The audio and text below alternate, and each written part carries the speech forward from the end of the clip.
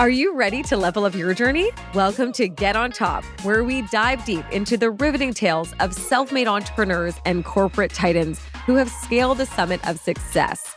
Get ready for a roller coaster of insights, inspiration, and a roadmap to elevate both your mindset and your life.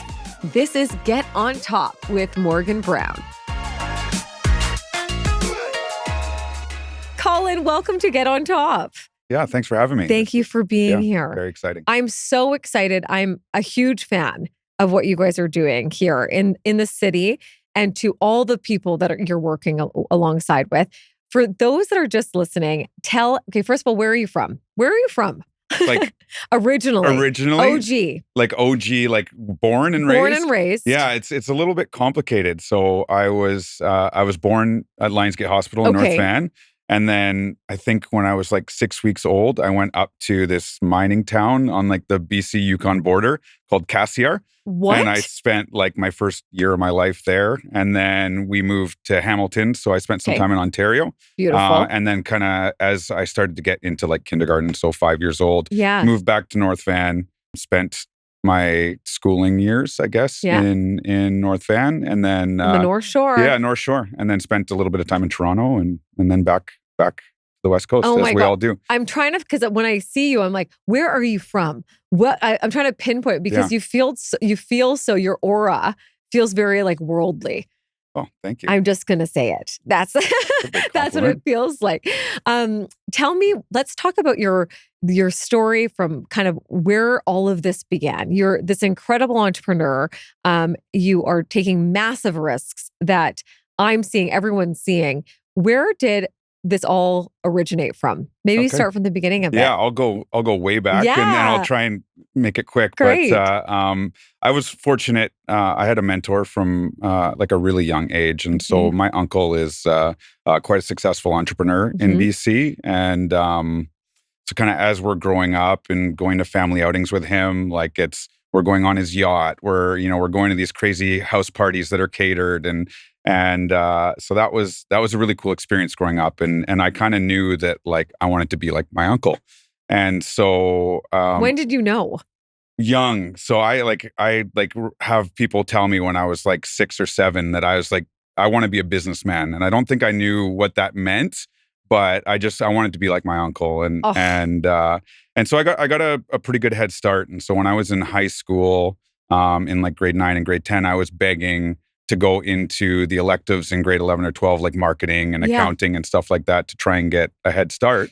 And so I did all this studying. I read like BC Business Magazine when I was in high school, which was a little ahead of my time. That's a sign, everybody. Yeah, that you're taking elective marketing and sales, and you're reading BC Magazine. Yeah.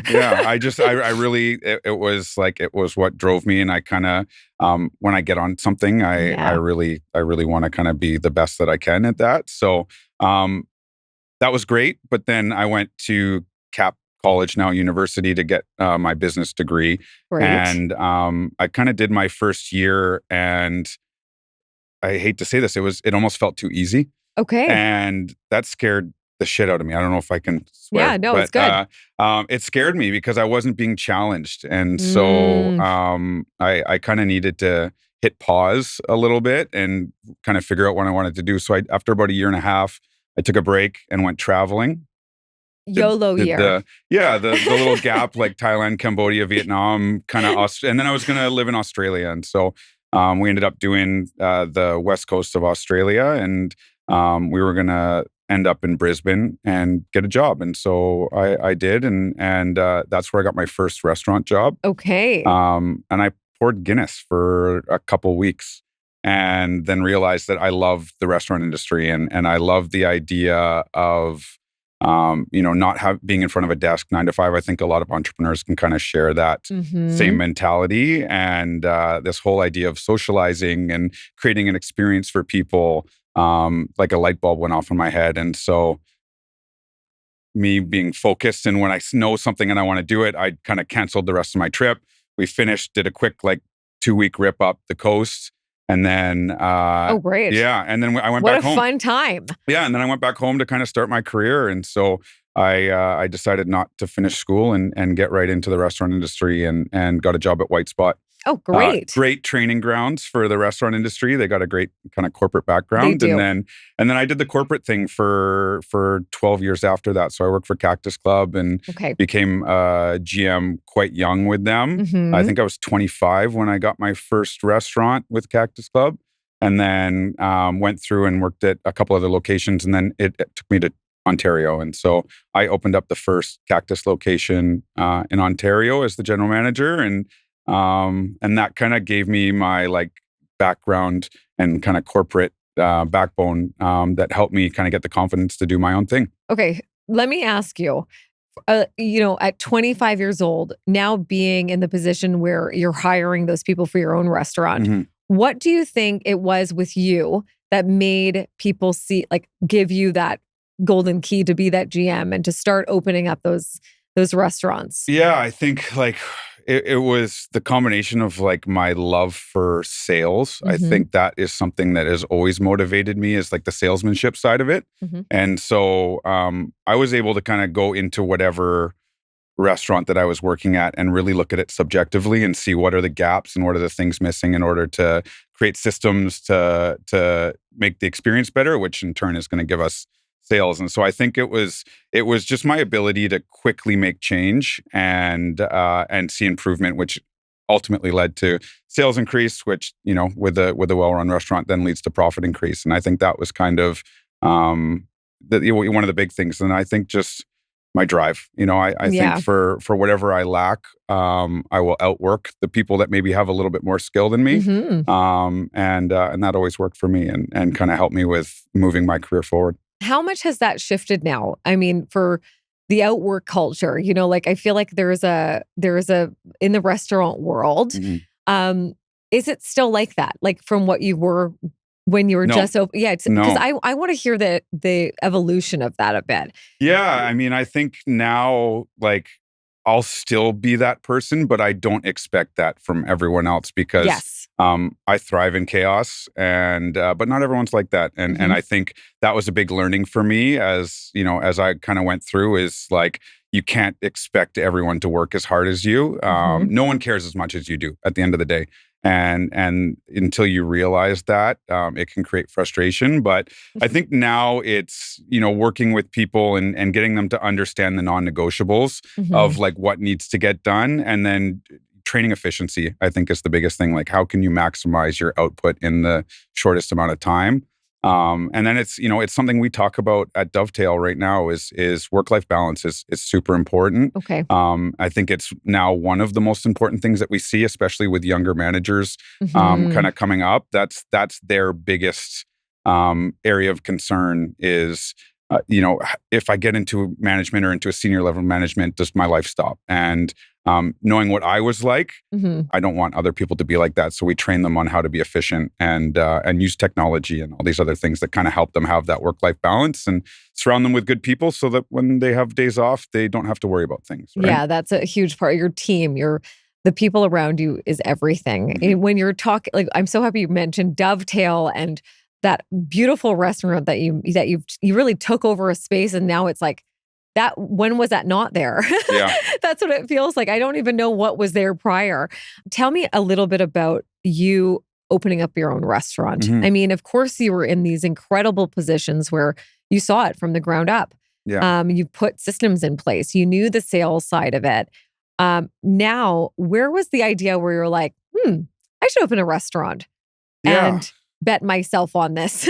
Well, I think, going back to when I left Cactus Club, I got an opportunity to open another restaurant in Toronto, Okay. where they handed me the keys essentially from the beginning. And so I got a test run with someone else's money, which is, Mhm. something I would recommend as well is like try and do it on your own with someone else's money before you invest your money in. But we had a lot of success and that gave me the confidence to kind of to do it on my own. But it didn't it wasn't a quick process. When my business partner and I Mhm. were getting together and we decided we wanted to do this, there was 6 months of planning before we got a deal done for this location in Yaletown. And Okay. so it was every Thursday morning, 8 a.m., the same coffee shop for 2 hours. We'd meet and we would discuss. And so we felt prepared going into it. And I think that gave me the confidence to kind of move forward and kind of go all in on this. On yourself, Yeah, I know. on myself.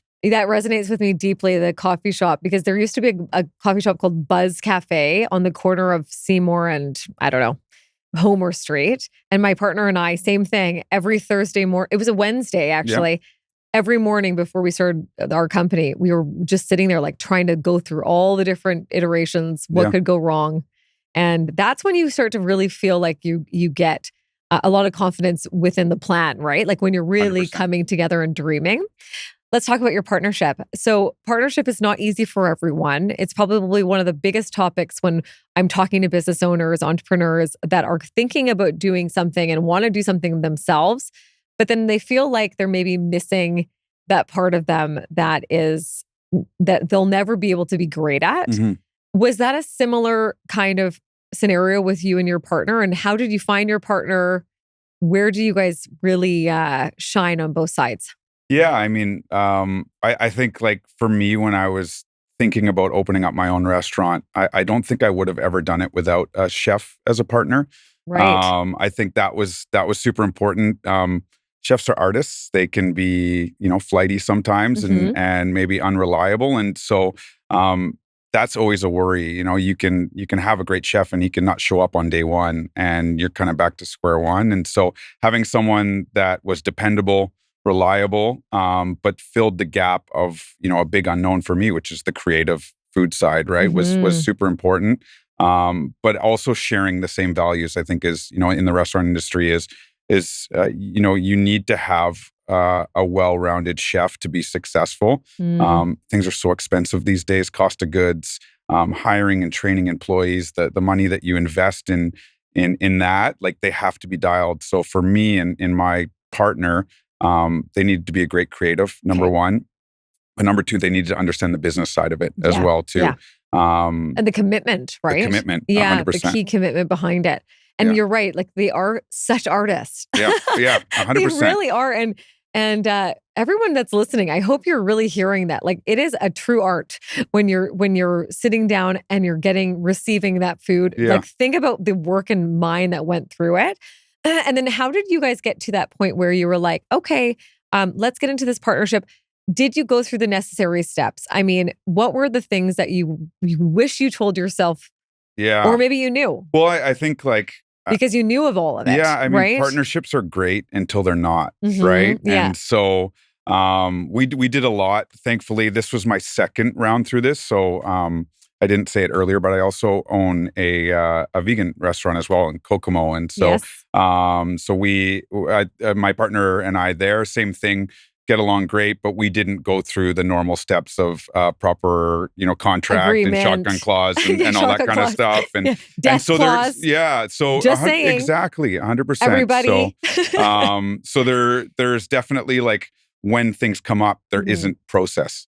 And so I think it's really important to have some of that. And so, yeah, we went through we went through our contract, all that kind of stuff.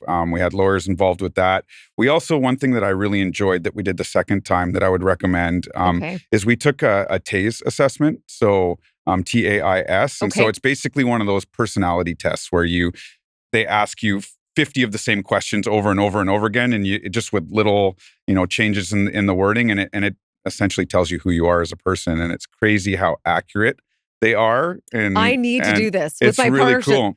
on Wednesday. Yeah. And so that not only tells you about yourself, but they can also then look at the two of us and talk about how we would work together and what are some of the areas where we work really well together, and then where are some of the areas where we're going to clash a little bit. Okay. And so that was a huge learning, and it's something we talk about in every big meeting or whenever we do kind of not butt heads, but like clash a bit. Clash a little bit. Yeah. It's like, okay, this is let's go back to this assessment and let's like recognize where we're having these challenges. And so it's been a very helpful tool.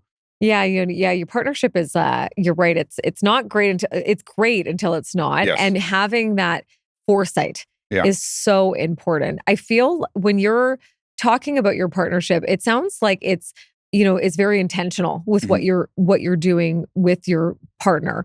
Um, what would you recommend to anyone that is looking to open up a restaurant, that's looking for that partner? What would be your piece of advice in finding that partnership?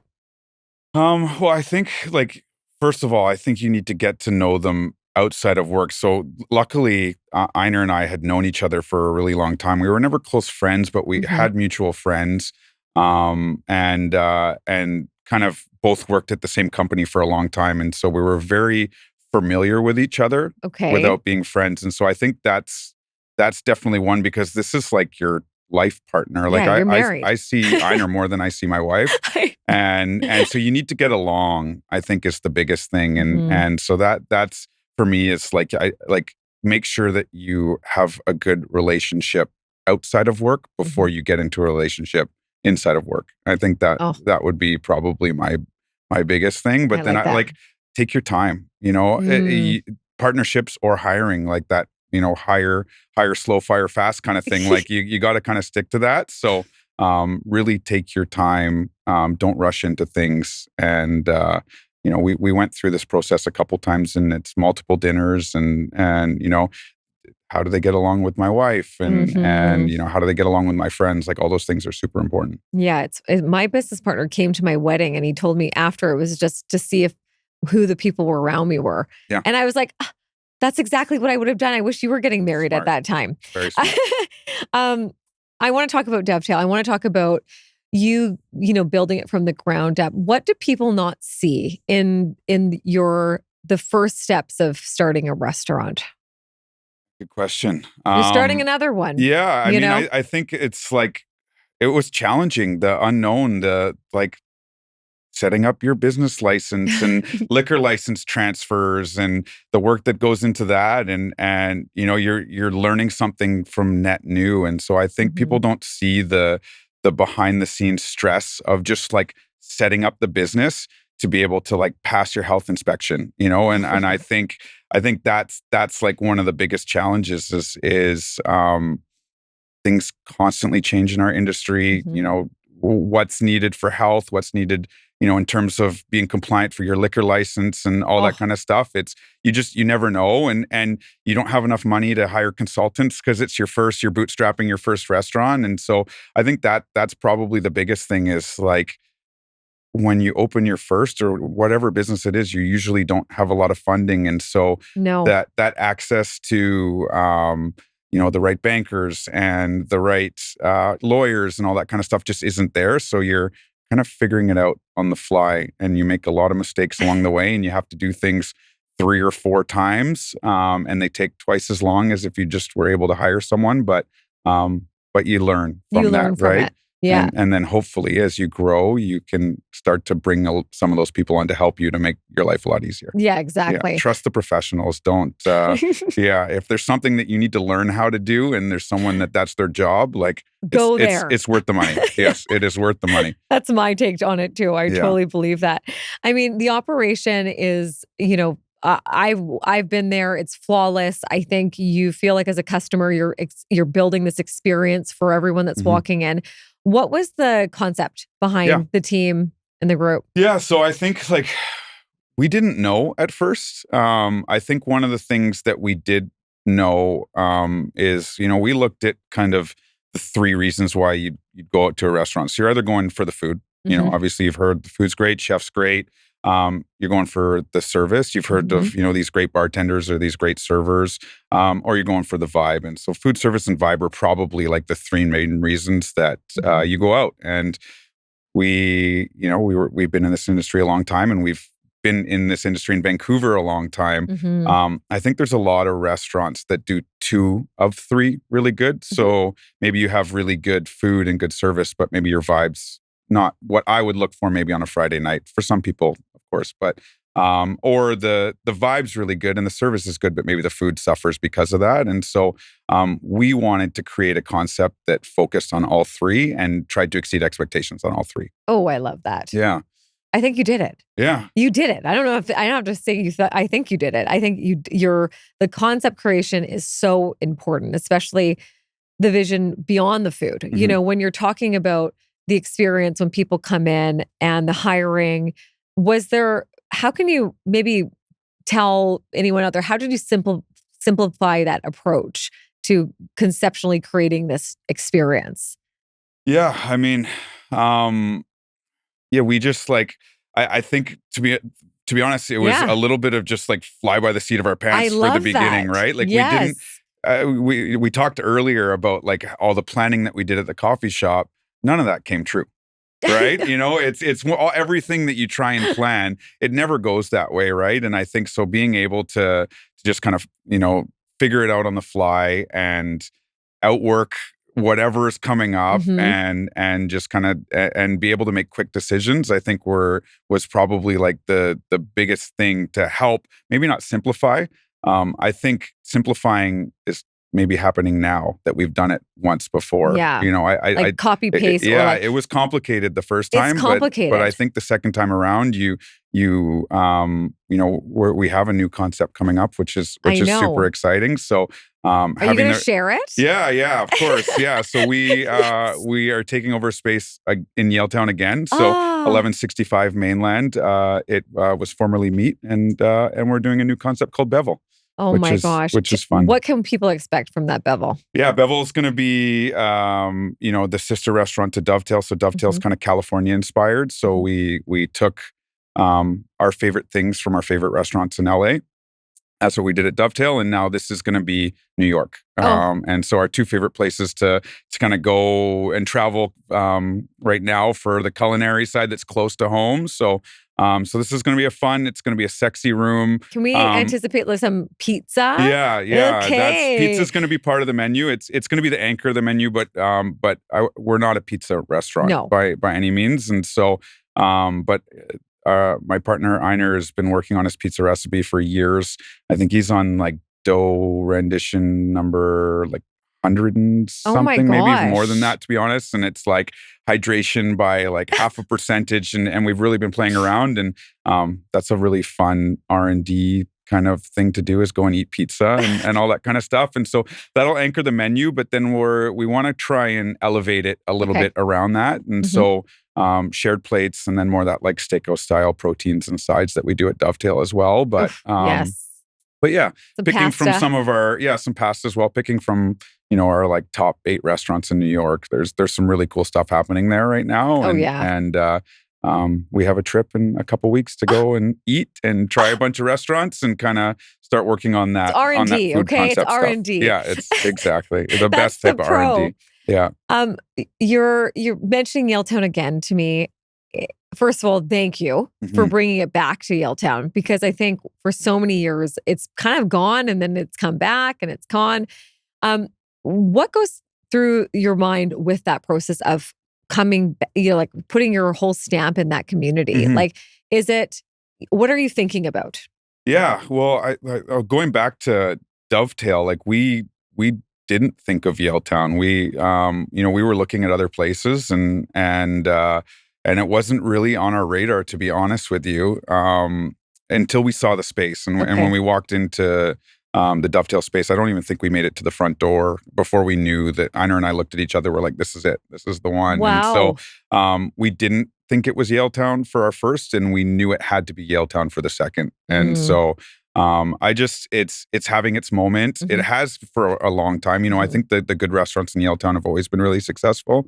But the clientele's amazing. There's so much happening now that there's more concerts happening at BC Place.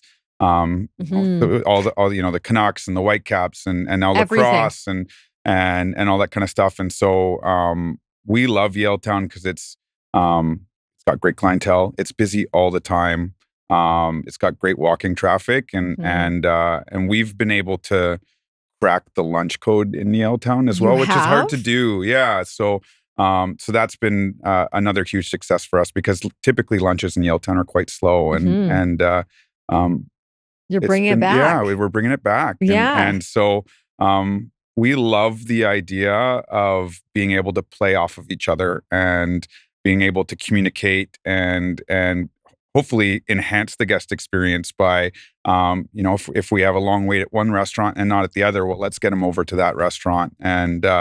And so there's a couple groups that we follow, but there's a group in LA called the Wish You Were Here group, and they do some really cool stuff. Elefante is one of their restaurants. That's for everyone. Everyone knows Elefante, and so they do a really good job of that. They have some sister restaurants that are all close by, and so we want to kind of emulate what they're doing. What a smart idea! And it keeps your people right in the door, and share resources, and I can go work both rooms in a night and be able to kind of see all of our regulars, and so it just made sense for us to stay in Yaletown for this one. Oh yeah, it's so exciting.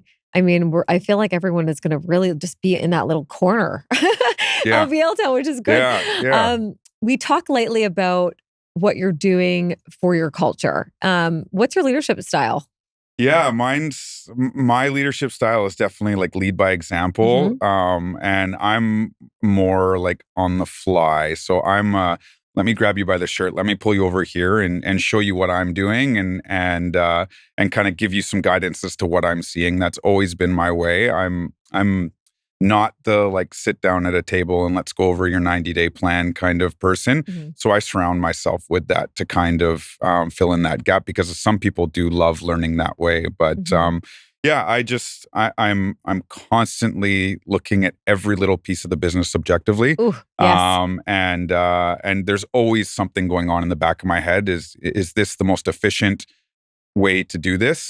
Does this create employee happiness? Number one. And then how does that turn into our guest happiness as well? And so I think it's just constantly thinking about every single system and how do we make it better, and Kaizen.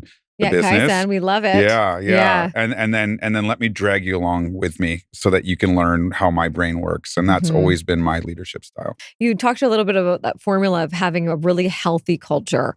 How has that emulated to that customer experience for your own restaurants? Yeah. I mean, well, like health is super important to us. It's one of our brand pillars. And we kind of wanted to buck the trend of the hospitality industry. It's I think you said you worked in the industry. And, people were partying. Yeah, it's it's just you work, party, sleep, repeat, and it can be a very vicious cycle, and it can cause burnout, but it can also lead to other things like alcoholism and stuff, and it's addiction. Yeah, definitely. And it's something we're super aware of. And so when we were doing our brand pillars, health was something, and to me is our most important brand pillar. And so we talk about it a lot at the restaurant. We talk about sleep.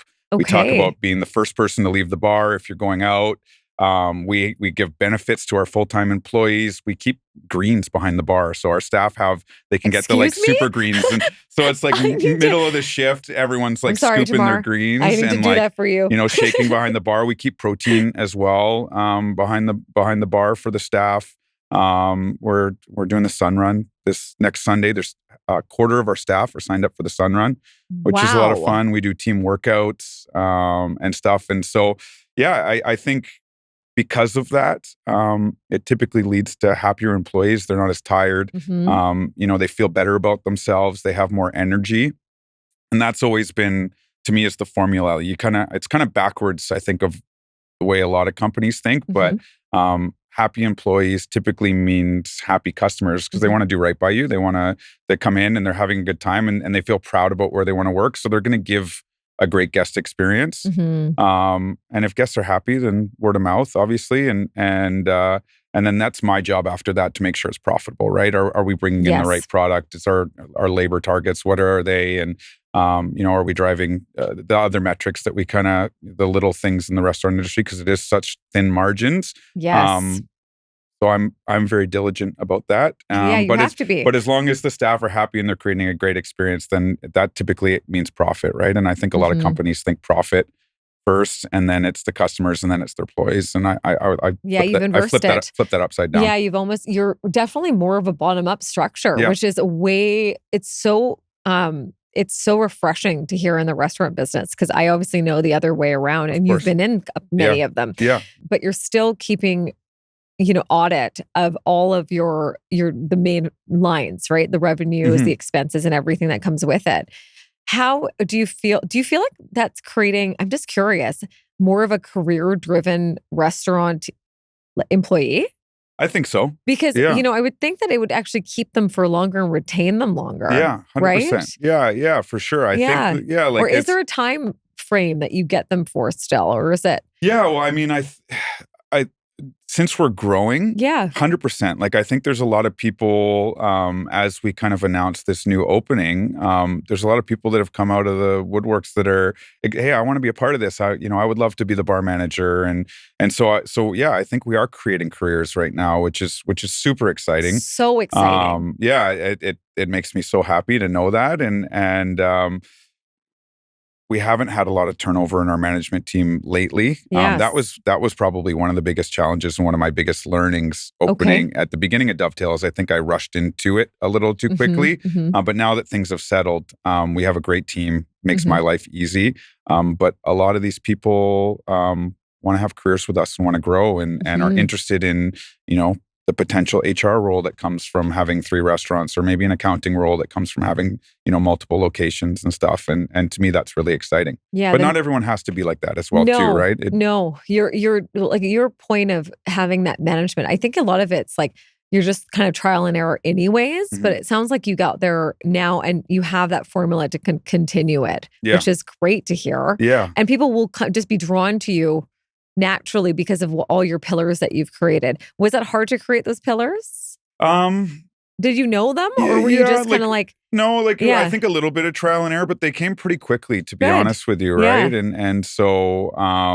we obviously, communication was another big one for me, and I think that just comes from the interviewing process. Like, I ask people in the interviewing process, what do you look for in a great company? Okay, these are great questions. Yeah. And so what do you look for in a great company, or what makes you happy at work? Okay. And I would say 70% of people answer in some form or way communication, whether it's just direct communication, or I like to know where I stand with my management team, or I like to know when things change. I like to be kept, in the loop with, where the company's going in the future, what the pipeline looks like. And so to not have communication as a pillar would be dumb, in my opinion. Yes, of course. Because clearly people are screaming at me that that's the most important thing to them for job happiness. And so that was one. And then we have jointed as well, which is kind of a play on words with Dovetail, which is not the bird, it's the woodworking joint. It's like a strong connection. Yes. And so one of the learnings and one of the things that we kind of fell onto at Dovetail was the open kitchen concept. I don't think we would ever do a closed kitchen ever again, because they're part of the vibe. They are part of the vibe. We even have 2 little seats that we call them the pasta bar. And it's like, we let the guys or girls that are cooking on the pasta station, like, they can create an experience. They can make little mini pastas and be part of the vibe. But they also, going back to talking earlier and talking about the creativity and the artist side of being in the kitchen, like, you are constantly being criticized by hundreds of people a night with your art, right? And so they get to see the smiles on people's faces and the people, doing the little food happy dance when they get their spicy vodka pasta. And so okay, you definitely should do a commercial on that. Yeah. That you should do like a little one on the pasta dance thing. Yeah. That's definitely should be on your chat, Love your it. Instagram. I love that, because it is the little happy dance when you have the vodka pasta. And that's fun to see when you're creating these experiences. It's fun to see people, show so much emotion when they have food or drink, or they're just sharing things. But I can't remember where I was going with that, but I think those pillars are what I'm seeing is it's really built around that. It's become a entity of its own. Yeah. And it is cool to see that people have really run to that. Your employees have stayed there. It's retained really well. I want to know what people don't see, and people have a misconception of restaurateurs. Like, what is the biggest misconception of a restaurateur? That I would say that like that we have the best life and we get to go and just socialize and yes. Like, work the room and it's a lot of hard work. I think people know that it's tight margins and it's a really risky business to go into, but it takes a lot of behind the scenes work to be a great restaurateur. It's not just about being in the room and having a busy room, because there's a lot of busy restaurants that fail. It's That's the biggest misconception, actually. yeah, That is the biggest misconception for that sure. just because you have seats in the butt or in the Butts in the butts seats. in the seats, Yeah, that you're doing very well. 100%. But really, what as a restaurateur, what are you looking at then instead of that? Well, it's like I think it's like lots of businesses are like this. Like you don't pay attention to your bank loans, and all of a sudden the rates have increased, or you don't pay attention for the restaurant industry, like third party delivery service, and like do people even know what they're paying in commission? And does that commission, do they know that there's also fees on top of that? Checking your prices with Cisco, that's another big one. Like food suppliers, things can change by 40% overnight. And so if you're not on top of that and you're not tracking those things and you don't know your inventory and you don't know your labor costs, it can get away from you really quickly. Definitely. And I think there's a lot of restaurateurs out there that judge their profit by their checking account. But that's not, you're going to run into trouble doing that. You need to be super diligent. You need to have really good bookkeepers, great accountants, and weekly financials. So we do weekly financials. Oh, wow. So that we can stay on top of things, because it's with thin margins. If things get away from you, you're toast, right? And so you really need to be monitoring things weekly. We even do a daily like sales and labor thing that we do as well. And so, yeah, it's a 7-day a week behind the scenes, making sure your margins. So that's the biggest misconception. The next misconception is that they have weekends and evenings off. Yes, does not exist. They don't. Yeah. The owners are there on the floor, and I one of my biggest mentors always said to me, I walked into my office one day and I was fixing specific things around the office, and he goes, "That's a founder," because you just saw that. I'm like, it was a very small thing that I had to move. It was like a block. Yeah. And founders and owners, they see things totally differently. Everything feels like it's your own house. So you want to make sure everything's kind of perfect. Do you feel like you like that when you're in those spaces? Like you're really taking care of. Oh yeah. You know? And it's almost like it's annoying for my wife, I can tell you that. But it's like you're always looking and you're always noticing things in your peripherals. And it's like, but I think I've gotten pretty good at it, where like I can still have a conversation, but then I notice that a table hasn't been greeted for a little while, and I can stop the conversation and kind of move over. But yeah, I think there's an extra sense of ownership on things when it's yours, right? And going back to like people, no one will care as much as you do. And so you need to kind of care extra hard or the most, so that if everyone below you is 80%, then they're at what is hopefully 100% of what's needed. And you're noticing it. It's leading by example. It's trickling down. Yeah. And you're making this huge part of it. We're talking a little bit about, your operations and the survival of scale, right? And when we're really at the base of it. What do you think is going to separate? What do you think separates great restaurants when they scale? You were a big part of one of the most well-known companies in Canada. I love when people call me and they're like, "Oh, I'm down in Miami and we went to Cactus Club," and they're like talking so much. I'm like, "That was OG,"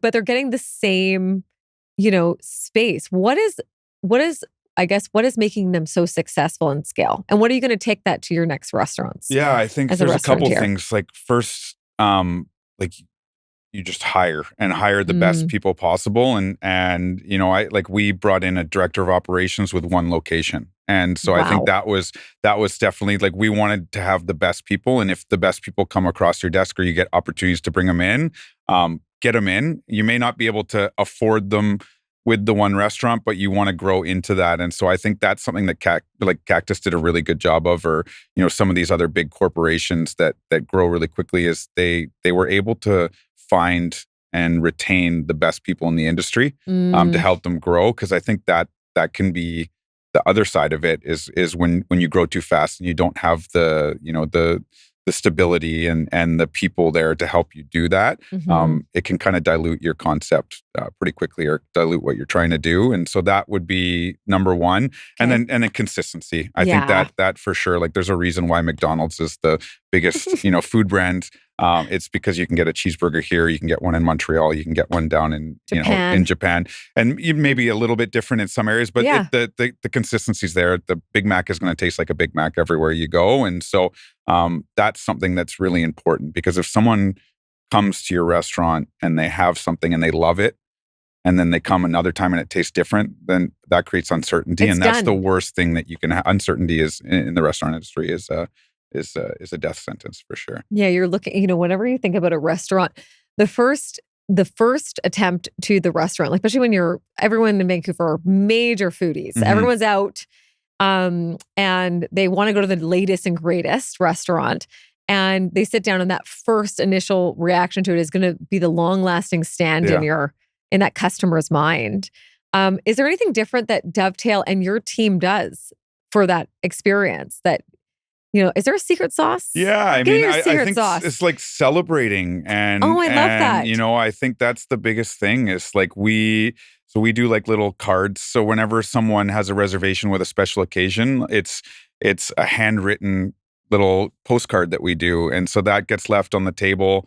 We make our own house limoncello, and that goes out to a lot of tables in the restaurant, especially people who are celebrating. Mhm. But I think, it's Those little things. understanding that like people are coming to your, like you can't take for granted that people are coming to your restaurant. They've chosen out of the thousands of restaurants in Vancouver, they've chosen your restaurant to celebrate something. Mhm. And we need to meet them where they're at. We need to kind of raise our mood or whatever we need to do, our level of celebration based on what they're looking for. And so that's something when we look at our comment cards and our Google reviews, which Mhm. are like the be all end all of kind of figuring out how your guests are feeling.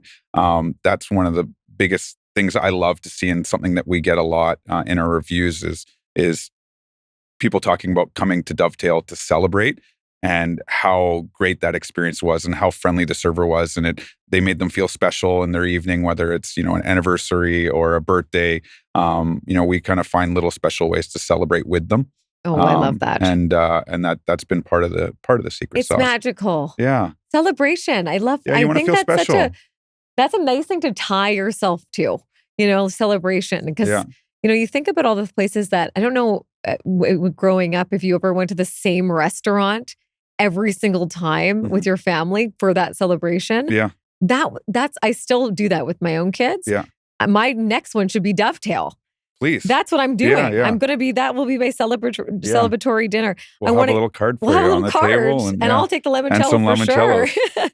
I want to get into your mindset. I mean, it is very tough to be an entrepreneur. It is tough to be a restaurateur. It is tough to be a leader and a visionary of sort into that space. How do you personally handle pressure when you're on the line? Because that must happen a lot. Yeah. Yeah. Well, I thrive in chaos. So I love the pressure. I think that's when I'm at my best, is when there's deadlines and there's a lot going on. And you have to balance hundreds of things at the same time. For me, like my notebook is my is Holy everything, grail. my Yeah. holy grail. And so whenever I'm feeling overwhelmed or like the moment's getting too big for me, it's usually before bed. I'm going through my emails, I'm going through my texts, and I'm just getting all my thoughts on paper. Love that. Yeah. And so I think my to-do list is like in a notepad, it's 2 pages long. Because there's a lot going on with the restaurant open, obviously, Mhm. but that's what keeps me sane, knowing that like I have a guide as to Mhm. like what I'm working on, and Mhm. so it's the having it on paper so that it can It's the dumps. leave my brain, It's the dumps. and then it's the ticking it off when it gets done, so that you can kind of celebrate the small wins along the way. Yeah, it's a true. It's so important to have your brain dumps in Mhm. on paper and all the way through, because Yeah, I think when you're constantly creating things that you know where the things are being missed, yeah. and you just want to put them out. And sometimes that's at 3 a.m. as well too. You wake up and you're wide awake at 3, and an idea comes in your head. If you don't write that down I or make a know. note or a reminder, it's gone, right? And that's sometimes when the best ideas We come. are literally the same person. Yeah, that in the I shower love too. that. That's Yeah, where I I do a lot know. of my thinking in the I'm shower. in the shower because it's quiet. Yeah, I listened to a podcast recently, and it was about that, like all the ideas come in the shower. It's because there's nothing, because you're getting, I guess, the water is going Yeah. on your body, Yeah. and you're not thinking all the time, but that's when it all kind of clears yeah, out. yeah. What habits and routines are you doing that have made the biggest difference in this success?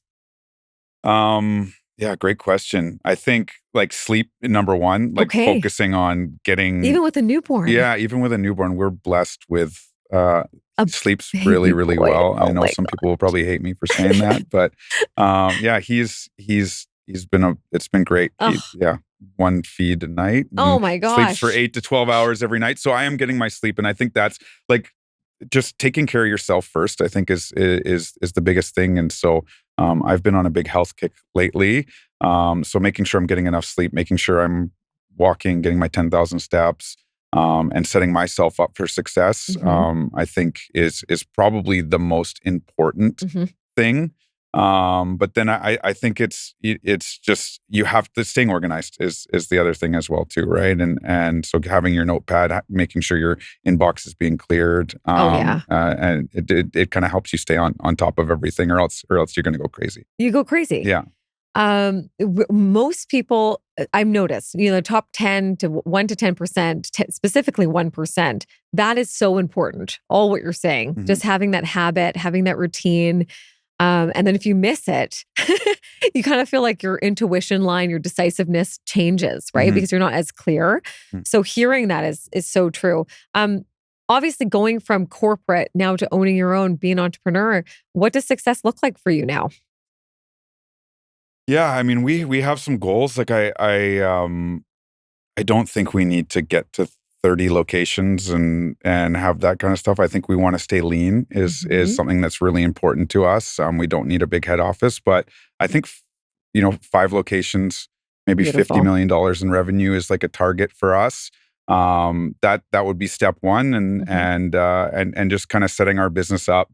I think you always should set your business up to sell.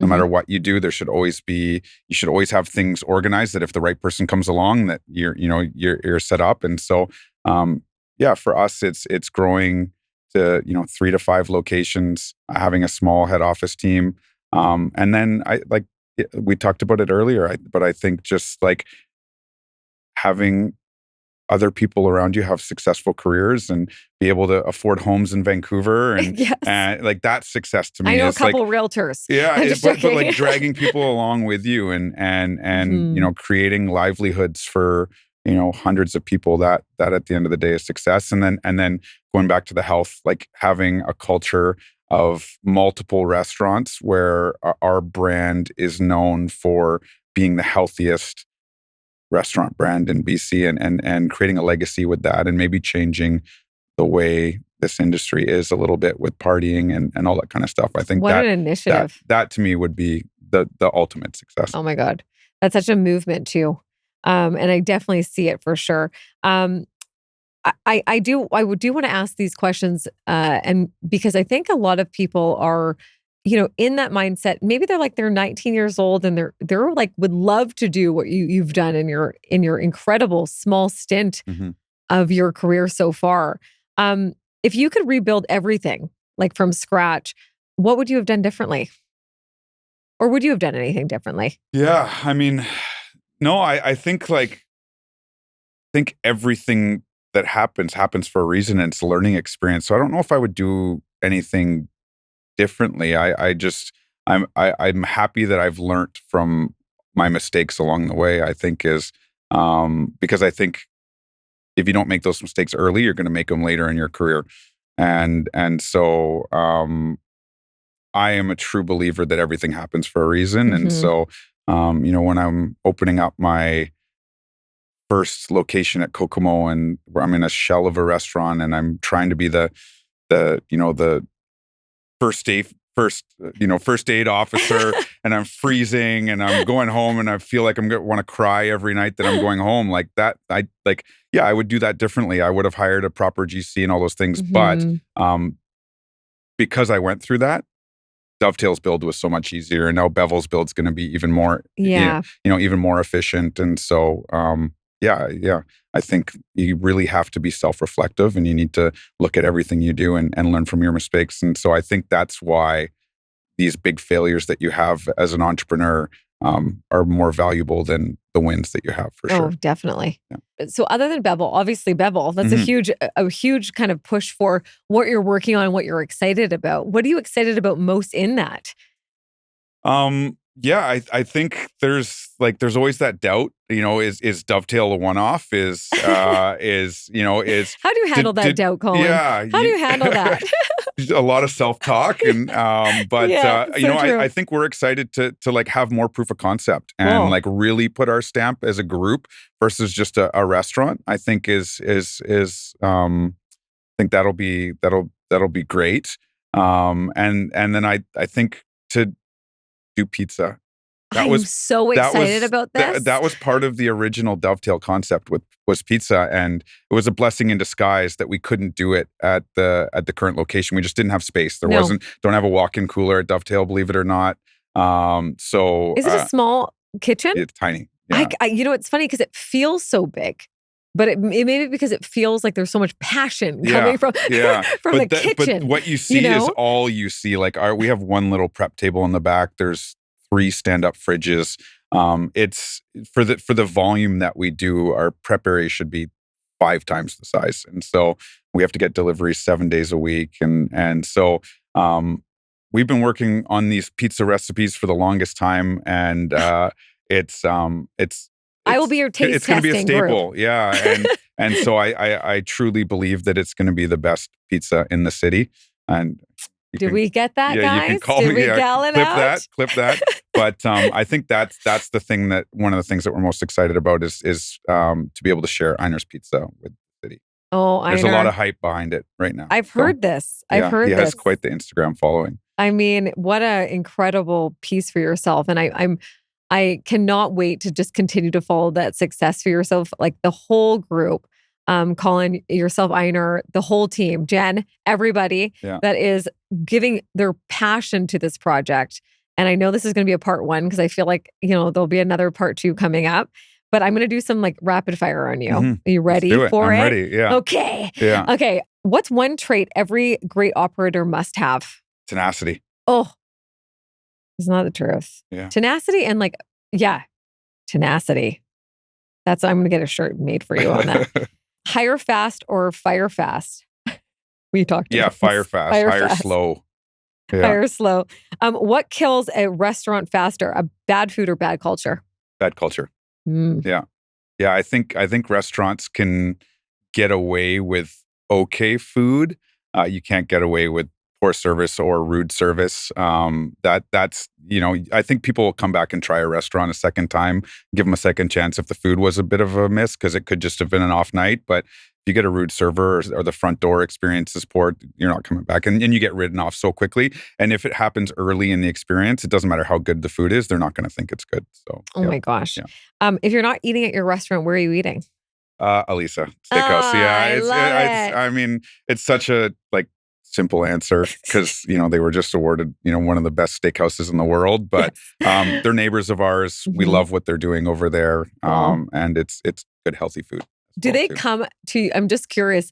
When I was in the restaurant business, people from other restaurants would come and drink after there as a group. Yeah. Do people do that at your restaurant? Yeah. We're not open super late. So there's a couple other restaurants in Yaletown that are more the late night spot. The late night spot? But yeah, we'll get people after. Don't really want to say this. We'll get people before as well too, which we definitely don't allow on our side. But that's funny. But yeah, no, I think that's the best part. One of the other great parts about Yaletown is we know a lot of the people that operate in Yaletown. We know a lot of the other business owners. And so there definitely is a lot of sharing of wealth and there's a lot of cheering on as well. Because I think that in the industry can be, especially in Vancouver, I think there can be some jealousy and people are quick to put down other concepts because it makes them, it's like a backwards way of making them feel better about their own concepts. But I think I love everyone's rooting for each other in Yaletown. When new restaurants come around, it's just more people that are coming into the area. And that should be the way that I think you look at competition is it's just an opportunity to bring more people down. And there's enough room. There's enough room for everyone. There's enough room for everybody. Yeah. I'm so lucky that I live in this city. What's not one non-negotiable in your business day? In your business today that you didn't have, what's one non-negotiable in your business today? Great question. Yeah, I think it's friendliness. I would say just that you can't it's non-negotiable that our customer, like the excitement, the experience for the customer comes first. Like there's no, you got to kind of check your attitude at the door and just never compromise service. Oh, I love that. Last one, scale or control, what matters more? Control what matters. Mhm. Yeah, I Mhm. think like I'll use Bevel as a perfect example. Like we were trying to scale quickly Mhm. and open before World Cup and get this like awesome couple weeks in the city. But we decided not to, and I guess this is probably the first time people are hearing this. But we're going to open after World Cup, and Yeah. so after some discussion, we, instead of trying to scale quickly and capture these sales and this excitement in the city, we quickly realized that it would probably hurt Dovetail, pulling resources from Dovetail in what will be probably the busiest couple weeks in the city. And so we decided to put pause on the opening.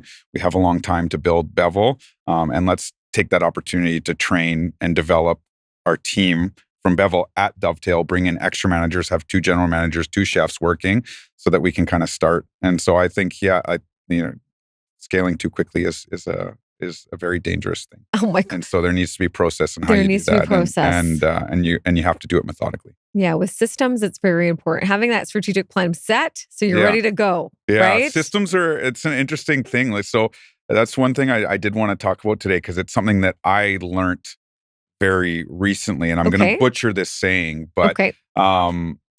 I've never been like a job description person. I really don't like them. I think they're necessary, but I was talking this, so doing this TASE assessment. Yes. We do them for all of our general managers and chefs as well. And we were going through with the guy who runs the program. We were going through actually the GM that we just hired for Bevel, and he said something, and excess amounts of process creates high avoidance. Yes. And that was something that was like, I was always finding, I could never articulate why I didn't like job descriptions and why I didn't like a ton of process and systems.